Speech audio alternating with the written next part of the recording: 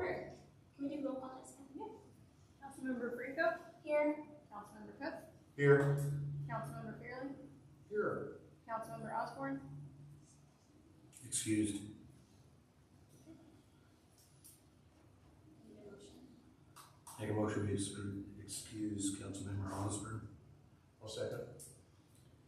We have a motion and a second. Any questions? All those in favor? Aye. Aye. All those opposed? Motion passed. And Councilmember Thomas? Here. Alright, so moving on to the approval of the agenda. I make a motion to approve the agenda. I'll second. We have a motion and a second to approve the agenda. Any questions? All those in favor say aye. Aye. All those opposed? And the agenda has been approved. No presentations today, so moving on to number 5, police traffic stats. All right, good evening, everybody. I asked for this to kind of give everyone an update. We're coming out of COVID, and I wanted you to take a look at the traffic numbers, what we've been doing, and kind of give you a 3-year snapshot. The reason it's 3 years, both our records management system and our CAD system, and our ticketing system, go back 3 years. So to get accurate data, I can only go back 3 years, but it does give you a good snapshot where we're at. So on the first slide there, I just put the makeup, what we are right now as far as a force. Of course, we have a vacant sergeant's position, and everything else is full at this time. So the next slide is calls for service. So in 2021, the A team handled 4,885 calls for the year. So that's total from January 1 to December 31st, 2021. In 2022, the A team handled 4,031 calls for service in the city of Algona.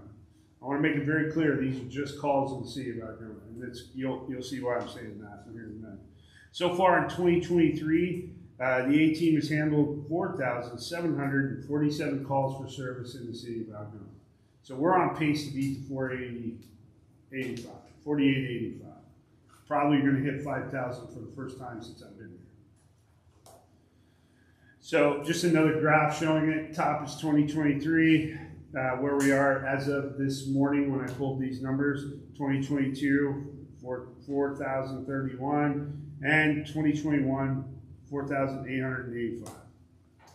Okay, outside agency assist. This slide is going to be important in a little bit when I get down to the traffic numbers. In addition to those calls for service, your A team assists other agencies with their calls for service. A majority of those the assistance your A team renders is to the City of Pacific.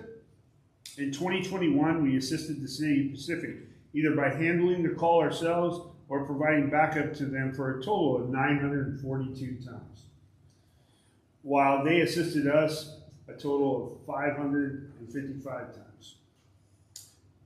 In 2020, those numbers were 1,100 to 626, and in 2023 so far, we've assisted them 685 times to their 480. So they come back our calls. We have a mutual aid agreement, but you're going to see pay attention to those 2022 numbers when I get down to traffic. Okay, calls outside the city is just another graph to kind of show, where we're at. It's right around, this year it's a little bit more proportional, right? But the last 2 years, it's definitely been disproportional in our favor, where we've been carrying the lion's share. Okay, total number of traffic stops for those 3 years. 2021, 1,110.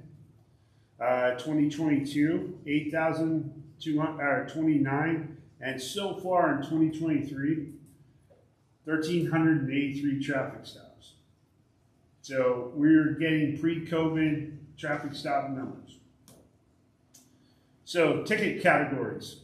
Tickets are broken down into 4 categories: traffic infraction, non-traffic infraction, criminal traffic citation, non-criminal traffic citation. Could you explain those? Yeah, these are the next slides. I'm just giving a little overview. So, great question, sir. Traffic categories. Traffic infraction. Traffic infractions are violations such as speeding, illegal turn, failure to stop. Any non-moving violation that does not reach the criminal offense. So these are your, don't use a blinker, not wearing a seatbelt. Most of them are secondary offenses, not primary offenses where we can't stop them. Very few are primary offenses like speeding. Non-traffic infractions. Those are your code violations, tall grass, parking complaints. Nothing to do with vehicle in motion. Criminal traffic citations, DUI, reckless driving, and negligent driving. Those are all self-explanatory. Those are your criminal violations that we normally come across when we're running traffic. So non-traffic criminal citations. Those would be, we respond to a call and there's an assault, we would write a non-traffic criminal citation. For assault, theft, third, somebody steals something from the corner store, shoplift, peace disturbance. Those are those type of calls. So, total number of tickets written by year. In 2021, and this is during COVID, mind you, we wrote 345 tickets. So, in 2022, down to 279. Now, if you remember earlier, and I'm not saying this is the only reason, but I'm saying there's a direct correlation in how long we spent in Pacific in 2022 to allowing us to do our primary function here in Algona. It's not the only contributing factor, but it's definitely one. So now this year we're up to pre-COVID numbers. I would say 668 traffic tickets written so far this year. Breakdown by year. Bear with me, I tried to use different graphs. If they don't work for you, please ask questions. But you can see on the legend on the side, the bottom number goes to 12. That's the number of months. And then as you can see, it's broken down by month. You know, April's a big month for traffic tickets, right? And that's school's getting out, spring's coming. It just seems to correlate with that for us. That being said, if you want to notice the blue line, traffic infractions. The majority of the tickets we write are traffic infractions. So, Is that April? yep, April. That's correct. So, here's just another different graph. It's got the numbers, and again, it's broken down by month. It's 2022's numbers. If you look in January, traffic infractions, traffic. January, we did 17 infractions non-traffic. We did 0 criminal traffic. We did 1 criminal non-traffic. We did 1. And you can just go and you can see the correlation. And it gradually rose over the year. It peaked a little bit in May, so around that springtime again. And then in June, it went back down. And then, of course, always in the holidays, it peaks. Christmas cheer. Yeah, exactly. So 2023, same information for 2023, just a different graph. But as you can see, I kept the line for infractions to blue. So and you can see again, overwhelmingly this year, August, July, June, the summer months have really been hopping for us.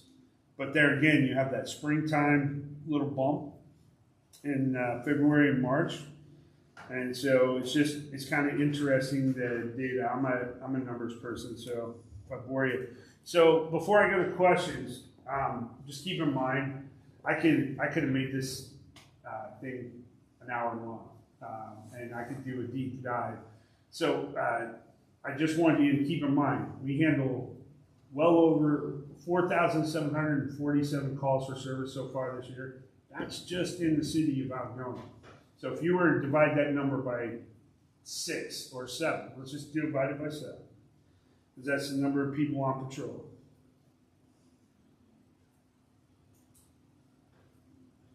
So that's 678 calls handled per officer so far this year. That doesn't count all the case reports. And if you want, in another workshop, I can break down the non-traffic activity we do. I guess what I'm getting at, we're busy. And the guys are doing a phenomenal job. The crew is doing a phenomenal job.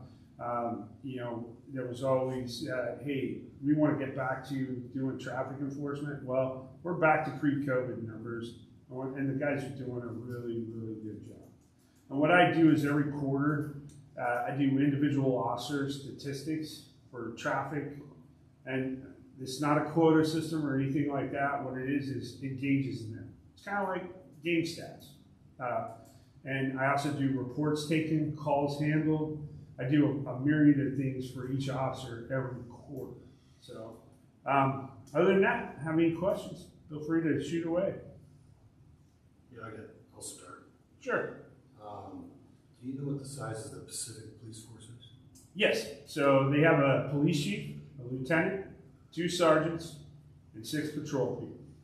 Now, right now, they have 2 people out on family medical leave. And so, to my knowledge, the lieutenant, the 2 sergeants do not work patrol. Okay, so that means. And they have a detective, sir. Sorry.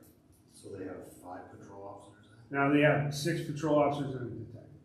One's a detective though, right? No, they have 6 patrol. They have 12 total. Okay. Do you have their stats? I could pull them if you wanted to. Because I'm curious to know their stats, because why are they unavailable? Because that's what I'm hearing through these stats, is that we're covering far more of their calls than. In 2022, yes, sir. And if you look, it's back a little bit more proportional this year, but it's still tilted in their favor. Yes, sir. Absolutely it is. I was just thinking, and my final question is, do we have an ILA with Auburn and Pacific? Or We is it have- just a handshake? It's not an ILA, it's a mutual aid agreement. Mutual aid? So we could go one step further and do an ILA on top of the mutual aid agreement. I'm not asking, I just know if there's some type of a Yeah. assumed agreement, Yeah, Which it's a mutual not aid assumed, agreement it's a is. mutual aid agreement. It's it. and everybody signed on board with that, right? That's correct, sir. Okay. But again, you know, keep in mind, unlike us, they have a lot of staff. So you have a chief, you have a lieutenant, 2 sergeants. And then the lion's share of the work's done by the same amount of patrol officers that we have. Plus, like, almost double the population as well. Plus a lot more drive-through traffic and all that good stuff. All right. So I just happened to be listening to a Pacific City Council meeting the other day, and their biggest concern is the amount of traffic going through town. They're talking about putting speed cameras. You know, good on them. I just think you have to make sure that your team focuses on what they're getting paid for. And I will tell you that it's really hard for me to tell my guys not to respond to a 911 call. But Absolutely. I have a saying, remember what patches on your arm. So, Great, thank you. yeah. What does a call mean? So calls for service can be anything from a 911 call, a self-initiated call, or a request from another agency to go look for something here in town. So it's just a request for our assistance. We call them calls for service. Then my last question is, what do you think we can do to decrease the number of violations in our community? I think you'll see a slight decrease as people. What's happening now is kind of I'm going to try to use the politically correct term, but hey, people are getting out and about again, and then the cops are still out there, right? And you know, some people, especially Boeing employees, are not used to getting stopped. Trust me. I've had several of them call me, come to my office, and like, you guys are just picking on us. I'm like, no, we gave your people fair warning. The other thing is we're starting to receive a lot of money from the Traffic Safety Commission because a lot of the bigger agencies cannot staff the traffic funded overtime. So a lot of these numbers that are up there is because I'm paying for somebody to be out there as a traffic car on traffic safety money a couple of times a month, probably 3-4 times a month. And it's because, and I will say this, I have not been receiving traffic complaints since probably June from citizens, because we have people out there visible, letting people know, hey, my sole purpose today on this shift is to do traffic enforcement. And we have one officer that loves traffic and is extremely diligent. I think I've seen him a couple times. That's good. No, thank you, Chief. So do we have any more traffic money? Or We do, but we have to spend it before the end of the month. And then it starts the new year. I just signed the MOU and they doubled our money. Perfect. So we're the Traffic Safety Commission. We have they used to call it Target Zero Task Force, but that's too, that's not, the new term for it is the King County Law Enforcement Committee on Traffic Safety. And so, but it's the mechanism that we receive money from the Washington State Traffic Safety Commission. Now, when they actually pull your numbers, because we use the statewide ticketing system, it's called SNCR, they actually pull your numbers and see what you're doing. And you have to submit everything electronically. And so Algona is actually we got calls of like, hey, can you use some more money? Can you use some more DUI money? Can you use some more seatbelt money? Because they actually saw that we're actually out there doing enforcement and education. This is what they're paying you to do. So the last thing I would add, and this might be where you're getting at, Councilmember Cook, we offer traffic school. It's online, 7 different languages. Each officer, when they make a traffic stop and they write a citation or an infraction, they give them the pamphlet for traffic school. And I will tell you, this year we've seen an uptick in the people taking on traffic school. That is one way we're trying to just educate. And so the way traffic school works, you initially get the ticket. If you sign up for traffic school, you come down, car gives you a sign on. You have 30 days to complete the 4-hour course. It's self-paced. If you complete it, Kari sends an email to the prosecutor in the court, and on that 30th day, they dismiss your traffic. So there's no points on your license, and the money, a portion of that money goes back to the court to pay for the court costs. So you're not out any court costs, you're not out any points on your license, and you've had some re-education. So that's one thing we offer. However, there's some violations that we cannot offer. I was going to ask. Yeah, so DUI, reckless driving, negligent driving, 15 or over, we cannot offer. So if someone's speeding 15 or over, I can't offer. 10, under 15, you're good. But 15 and over, and we actually have, believe it or not, someone came in today and wanted to discuss a 50 miles an hour in a 35 zone on Algona Boulevard North before the stop sign. So this was about a month and a half ago. Well, I think one of the answers to Councilmember Cook's question about what we can do to bring those things down is, I've been reading a blog about how the way Algona used to be. People knew that you need to respect the laws going through Algona. That kind of went on the wayside for the longest period of time. And I think through your education and your ticketing and whatever, that people are going to get that. They're going to get that and understand that, and they're going to obey the laws. I think COVID played a big part in that, right? Because people weren't traveling like they were, but now we have a steady. We definitely have, we don't have quotas, but what we have is, look, we need to get traffic safety to an acceptable level. Yeah, I think they're more impatient, more angry when they're driving because everybody's being put out. 4-way stop just blows somebody's whole day because they had to stop for a few seconds. So I'm just saying, people need to understand that they need to respect the laws going through this city. And I think that's where you'll see a reduction in that. It's my understanding that they have comedy night over at Coco Joe's, and they even talk about certain officers here at the Algona Police Department, how they would write tickets to their mother. I understand that the guy that does the comedy over there even recognizes it and has gotten a ticket from the Algona Police Department. So I don't know how much longer, the word's not going to be out that, hey, you go to Algona, you're gonna get hammered if you're breaking the law. Thank you. Chief, one last question for you. Stats wise, are you also tracking your all stops, or is it just the citations? No, if you look, there's one slide in there. I could go back. Excuse me. It's all traffic stops. So even if it's just a warning? Yep, that's correct. I track them all, and that's a great question, Councilmember Franco. So if you look at slide 7, so number of traffic stops there.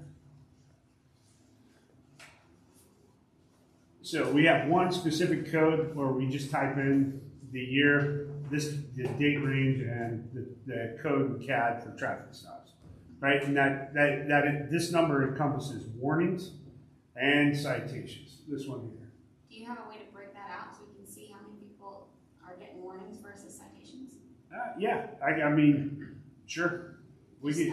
I mean, you could take the number of tickets for that year and minus that number, and that's how many people got warnings. Yeah. Okay. That's a ballpark fair estimate. Okay. So, I also, just so you know, and the reason why that's a great question, this is part of the accreditation. Every year in January, I go through our traffic stops to look for bias-based policing, to look for making sure we're not disproportionately stopping certain people, and I have to do a report, into the file. And if you guys want, back in January, I'll just do a PowerPoint how I do that analysis and break it down. I mean, but I do it every year as part of the accreditation process. I do a 4-page report. I reviewed this many calls, and the demographic is this, and so. All right, any more questions, council members? Yeah, I got one. On the traffic stops, is there any way to tell if it's like local or?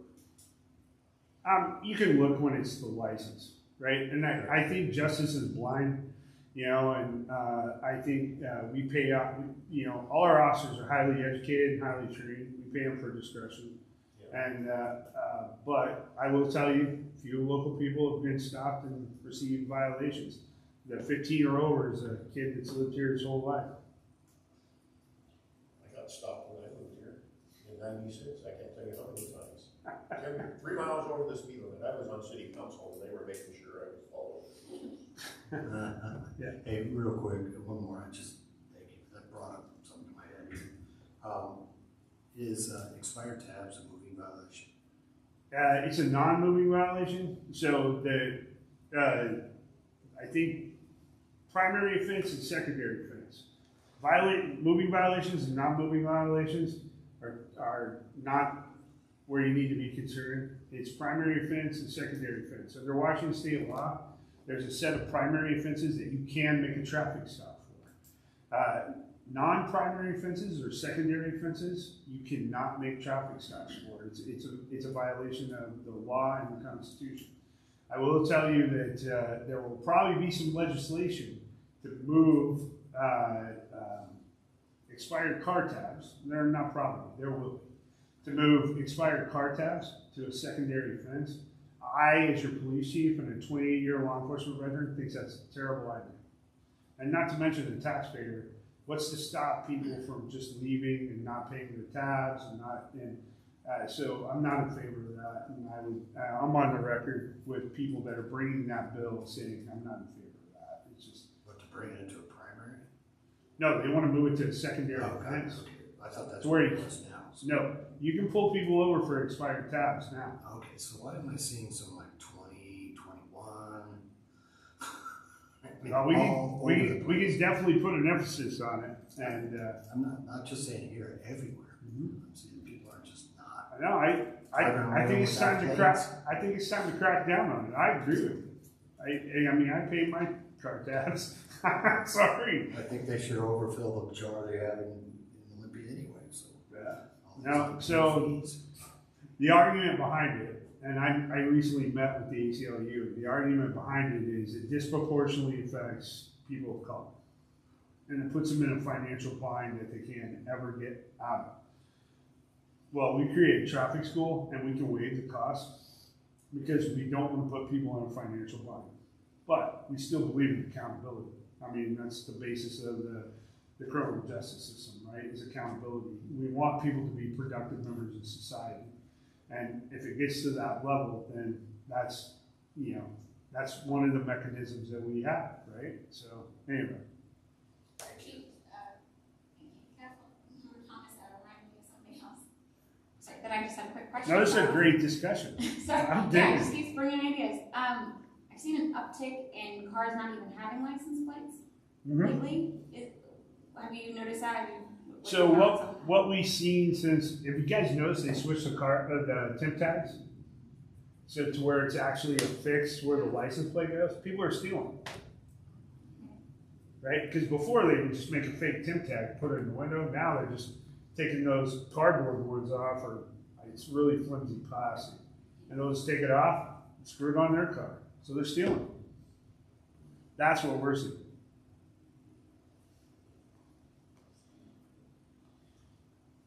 Alright, well, that's all my questions. So moving on to discussion item 5B, state ditch drone footage. Okay, so weather killed me today. I had every intention of getting you drone footage as of today with the rain, but the wind was grounded. My apologies. I'll take full responsibility for it, but I will get you up-to-date drone footage. It's my intention to put it on the website and just make it public. I mean, at this point, but today was extremely windy. Normally we can do a little rain and a little wind, but the drone can't fly in what we have today. We don't have anything from before. We don't have anything. Yeah, I do. Yeah, he's got some from what, When you took the June? June? Yeah. I guess, yeah. You know what? Hold on. I think I have some. Okay, I guess, on it. Yeah, we can show you what it looked like before we dug it out. Yeah, that'd be great. Does that work? Yes, sir. Okay. You got it on thumb drive still? We might go and get that, would you, Russ?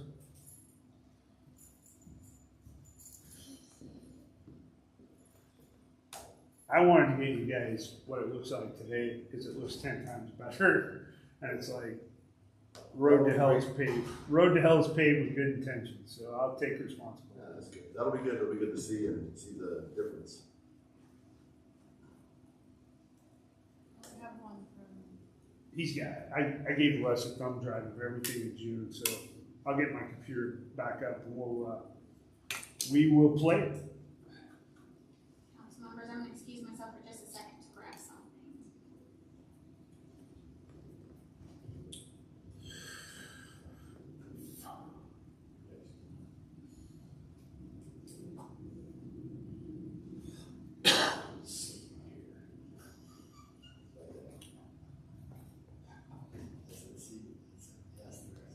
anyone from Third Avenue. Yeah. He's got it. Press it over here.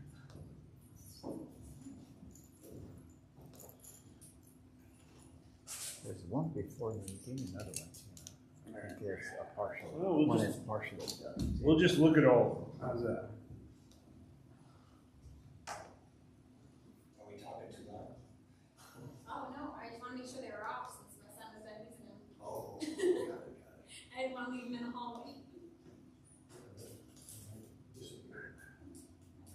She's having none of those.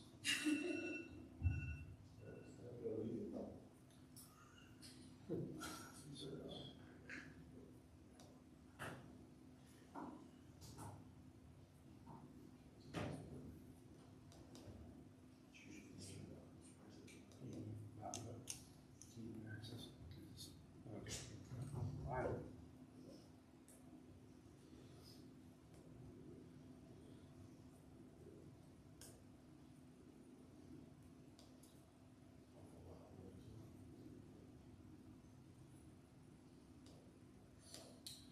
The remote viewing is being kind of weird today. Teams. You got teams.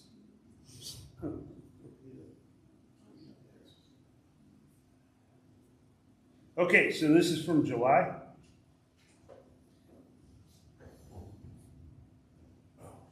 Great sunny day. So this is before we began construction.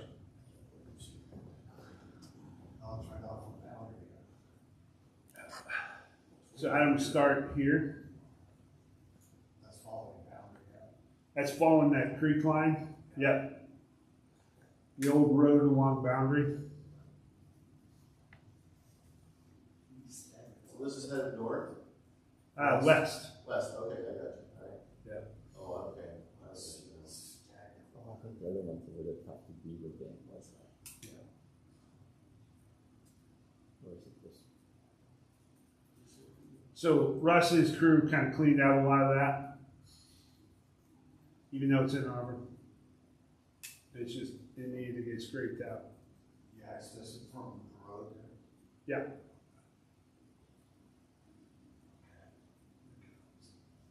Now we're gonna go south. So that's the corner there, and we're gonna, he's gonna zoom out.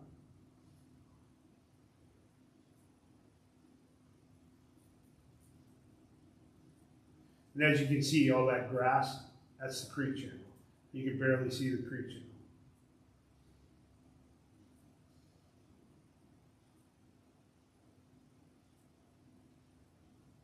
Is there a gate on that entrance there? Nope. What's No. it? No. No. It's down on first. I was gonna go down a little bit. You have to stop on shore. Just back up, no?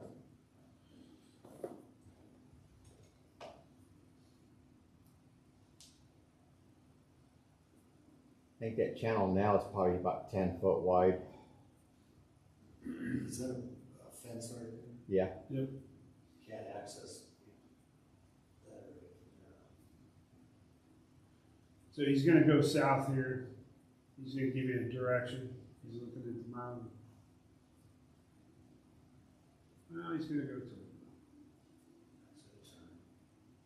He's kind of showing you that pond in the middle of that property. See if you look at that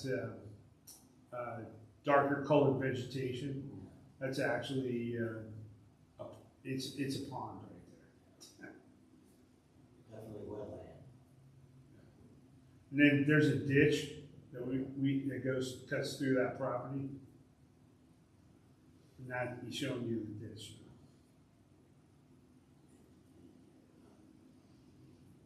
That was maintainable by Algona. What? Is that maintainable by Algona? Or is that private? It's private, it's part of those properties we're trying to. It'll soon be owned by Algona if you guys approve. Yeah. Is that 11? Yep. Oh, look, there's what's her name's house. Mm-hmm. It is a.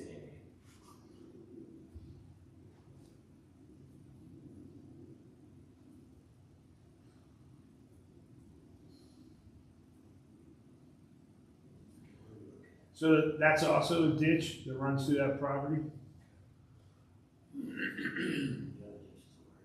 And then our ditch out there.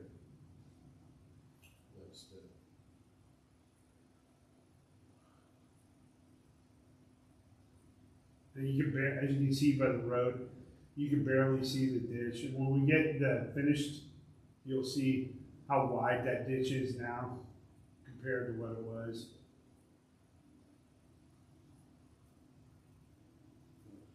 Maybe you see.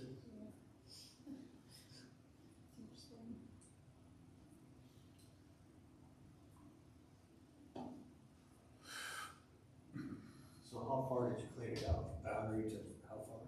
6th. 6th, yeah. You get 6th, it goes 6th, it goes north, and then from 5th, it goes south. So as far as 6th then? Yeah.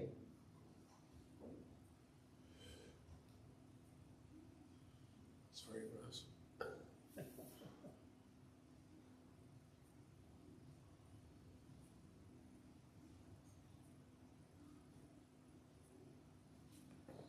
It's pretty accessible.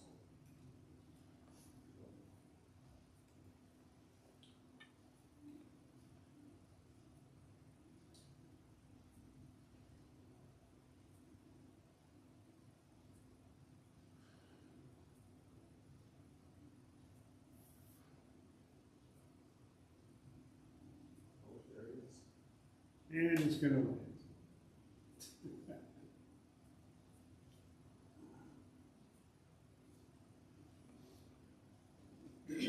So we got another thumb drive, and I think Russ is right. This is footage where we tried to search for beaver dams. Do we have anything that shows it cleaned out?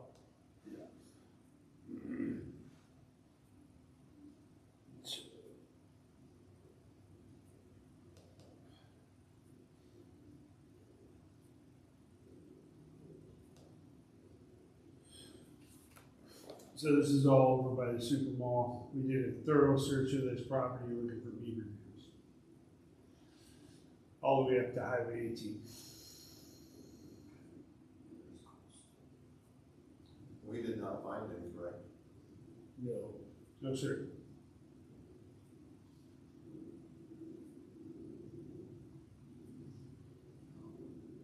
You're looking at the barrier right now. That's small grass.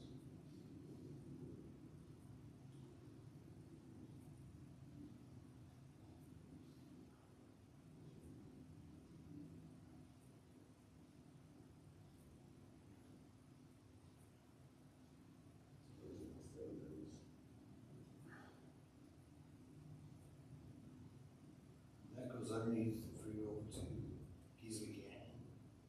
Ties into that and it's north. Mm-hmm.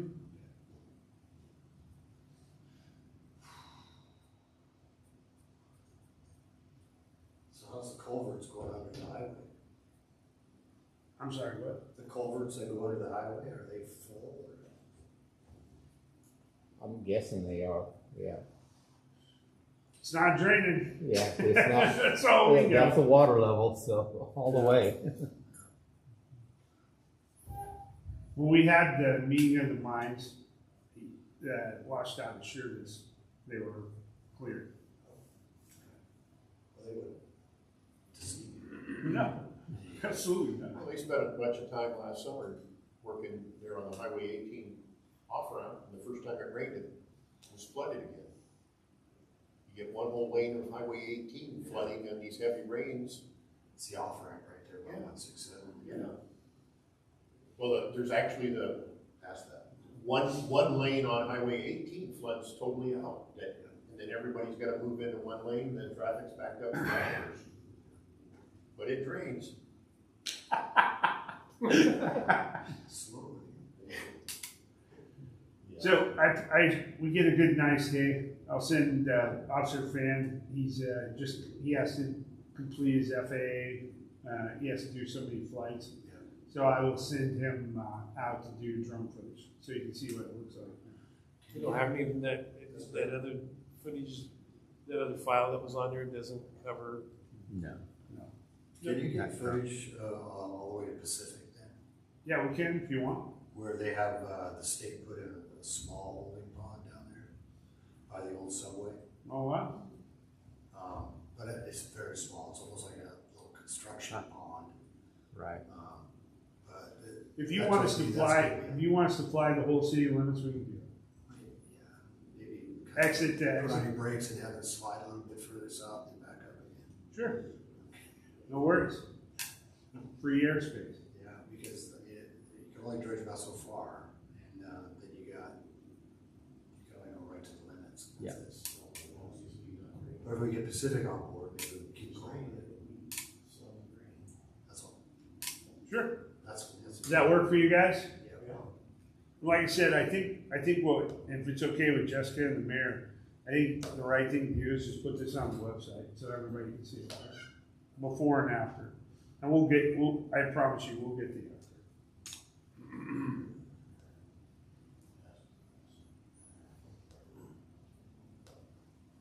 All right, with that, we'll move on to audience participation. The City Council encourages public participation during meetings of the City Council and welcomes your comments. This is time set aside for you to speak to the City Council on any issue. The Council ordinarily takes non-agenda matters under advisement before taking action. You are also invited to comment on action items as they are considered during the meeting. Individual speakers will be limited to 3 minutes each in addressing the City Council. When addressing the Council, Please speak clearly and audibly and state your name and address for the record. Anybody online, Chief? Nope. Alright, there's no one in person for those watching online. So it is